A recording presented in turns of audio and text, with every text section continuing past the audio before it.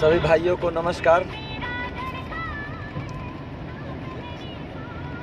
अभी हम लोग मोतिहारी से एक कार्यक्रम से वापस लौट रहे हैं। अभी मुजफ्फरपुर के रास्ते में हैं।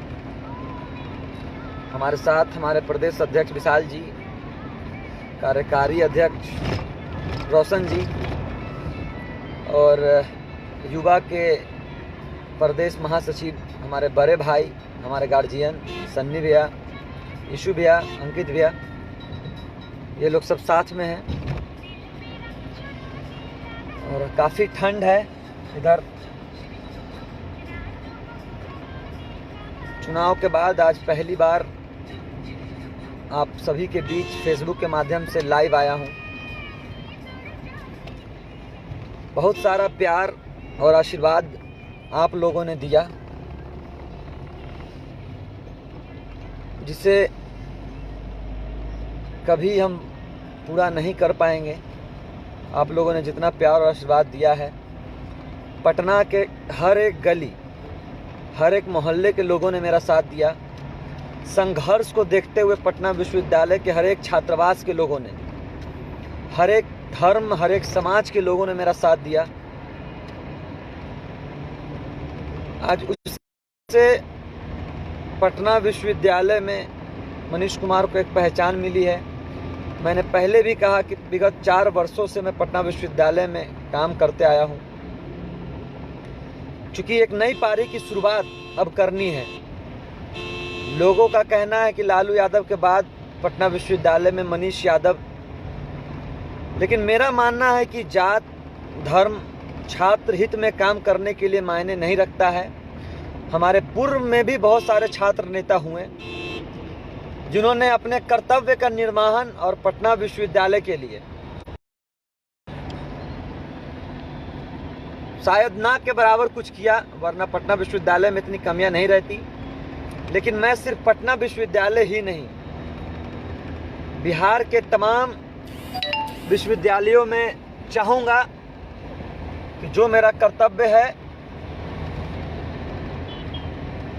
उसे मैं पूरा करूं। चूँकि पटना विश्वविद्यालय देश के विभिन्न विश्वविद्यालयों से जुड़ा एक अंग ही रहा है और वहां के छात्र, बिहार के तमाम विश्वविद्यालय के छात्र, हम अभी मोतिहारी इंजीनियरिंग कॉलेज से भी वापस लौट रहे हैं। हम वहां भी गए,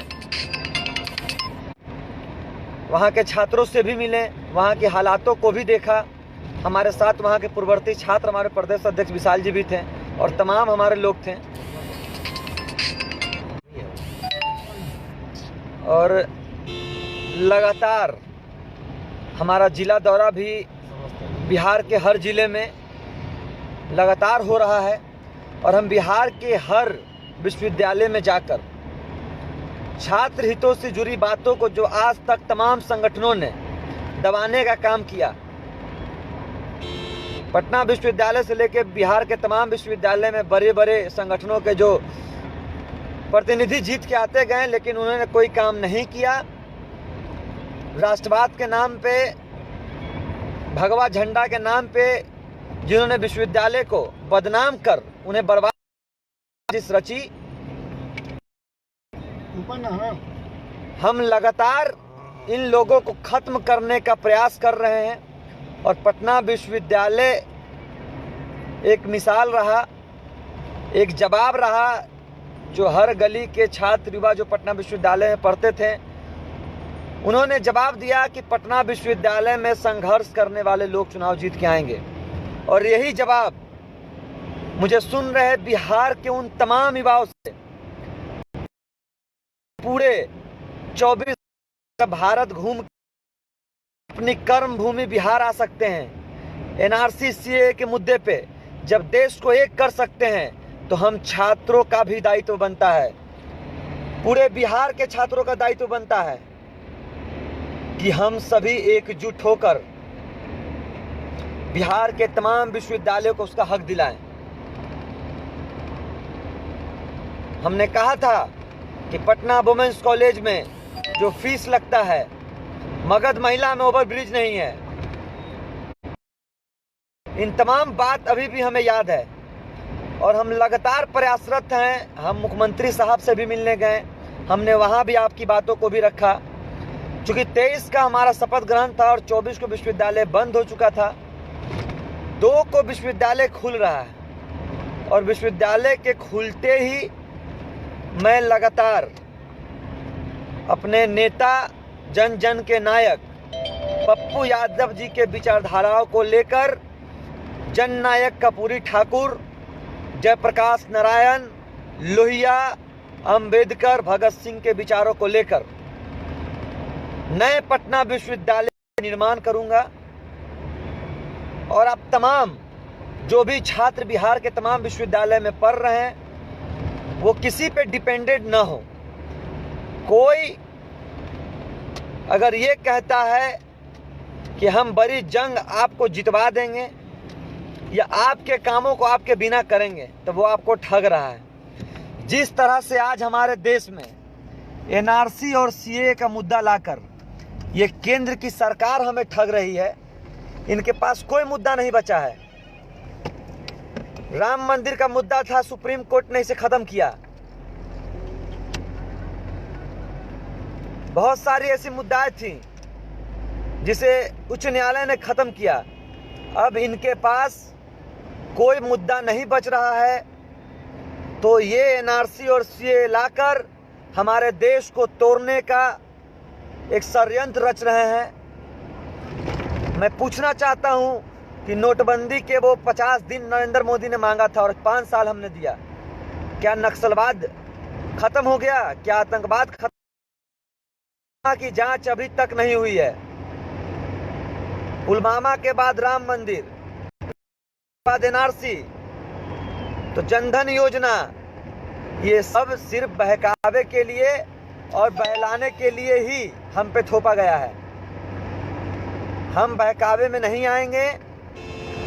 बिहार के तमाम छात्र, युवा, नौजवान से मेरा गुजारिश है कि आप अपने हक की मांग करें।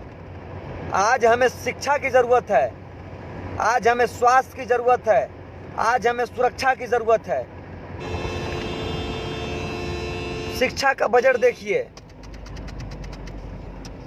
अंबानी अडानी का कई लाख करोड़ रुपया कर्ज माफ कर दिया जा रहा है। नीरव मोदी जैसे बहरूपिये पैसा लेकर देश छोड़कर भाग जाते हैं और एक किसान 1000 रुपया का चलते उसे इतनी जहलियत झेलनी पड़ती है कि वो फांसी पे चढ़ जाता है। ये है नरेंद्र मोदी की सरकार।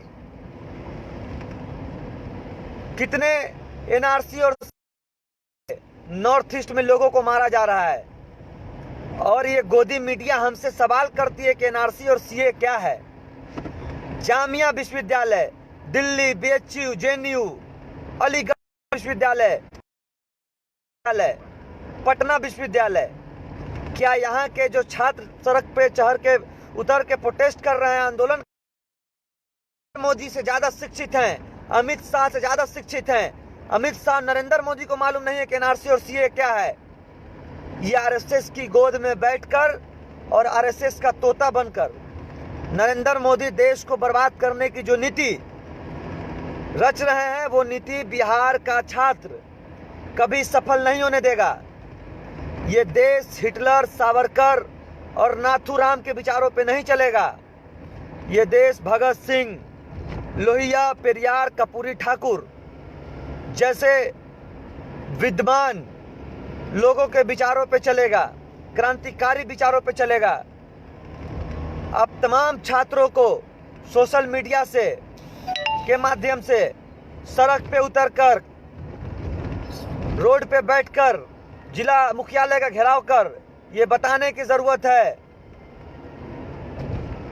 कि हम छात्र, युवा, नौजवान को रोजगार चाहिए, एनआरसी और सीए नहीं चाहिए। एक तरफ जहां मुसलमान विरोध कर रहे हैं तो हिंदुओं को उस्का कर ये रोड पे उतारने का काम कर रहे हैं ताकि धार्मिक दंगा देश में फैले। और एक तरफ मुसलमान इधर और हिंदू इधर। आज मुसलमानों को भगाने की देश से नीति अपनाई जा रही है। कल के डेट में ये वार दलितों पे होगा, फिर ओबीसी पे होगा। ये सब इस देश को भगाना चाह रहे हैं। लेकिन मैं बता देना चाहता हूं, देश के इन बंटवारा करने वाले जिन्ना को, ये जिन्ना है।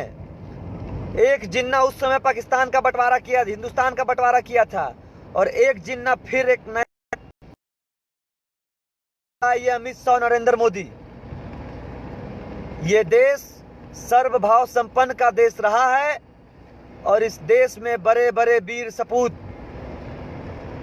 मैं आपसे पूछना चाहता हूं, क्या इस देश की आजादी में मुसलमानों का हक नहीं था, दलितों का हक नहीं था? इस देश की आजादी में हर जात हर धर्म के लोगों का उतना ही शहादत रहा है। नरेंद्र मोदी के परिवार से किसने देश को बचाने के लिए शहादत दी? अमित शाह खुद तरीपार हैं। ऐसे लोगों के कंधे पे हम लोगों ने देश को दिया है, जो देश को तोड़ने का काम कर रहे हैं। दोस्तों, देश को और बिहार को बचाने की जिम्मेदारी हमें अपने कंधों पर लेनी होगी, तब ये देश बचेगा। माननीय पप्पू यादव देश के अलग अलग शहरों में जाकर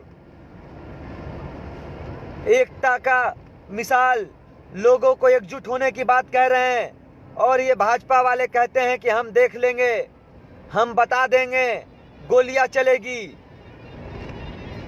यूपी में कई सारी हत्याएं योगी सरकार करवा रही है। इनका जवाब इस चुनाव में झारखंड दे चुका है। अब बारी बिहार, उत्तर प्रदेश और अन्य राज्यों के चुनाव की है, और हम सबको मिलकर इस आरएसएस को, मोहन भागवत के तोते को देश से खदेड़ना है, तभी ये देश बचेगा। जन अधिकार छात्र परिषद से जो भी छात्र युवा जुड़ना चाहते हैं, वो हमसे जुड़े, और देश को और बिहार को, क्या हुआ बिहार, क्या हुआ पटना विश्वविद्यालय और केंद्रीय विश्वविद्यालय दर्जा देने की मांग का? नीतीश कुमार क्यों चुप्पी साधे हुए हैं? ये जो आडंबर रचा जा रहा है, देश को दंगे की आग में झोंका जा रहा है, वो इसीलिए झोंका जा रहा है कि हम अपने अधिकार की मांग नहीं कर सके। लेकिन हम इतने बुर्बक नहीं हैं, हम नासमझ नहीं हैं, हम देश नहीं टूटने देंगे। आप सभी से गुजारिश है कि नए साल में हिंदू मुसलमान की एकता का नया प्रतीक दें।